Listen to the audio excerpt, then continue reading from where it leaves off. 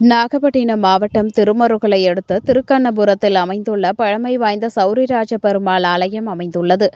இவ்வாலயம் ஆழ்வார்களால் மங்களாசாசனம் பெற்ற 108 வைணவ திவ்ய தேசங்களில் 17வது திவ்ய தேசமாக திகழ்கிறது.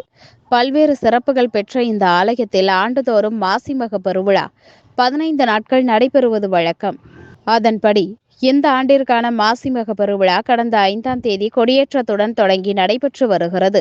விழாவின் முக்கிய நிகழ்ச்சியான தெப்ப உற்சவம் நடைபெற்றது.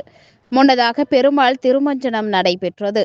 பின்னர் ஸ்ரீதேவி பூதேவி ஆண்டாள் பத்மினி நாச்சியார்களுடன் சௌரிராஜ பெருமாள் தெப்பத்தில் எழுந்தருளினார். கோவிலின் எதிரே அமைந்துள்ள நித்திய புஷ்பகரணி திருக்குளத்தில் 3 முறை நூதனம் பங்களா தெப்பம் என்ற தெப்பம் வலம் வந்தது.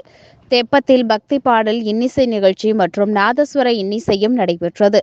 இதில் திரளான பக்தர்கள் கலந்து கொண்டு சுவாமி தரிசனம் செய்தனர்.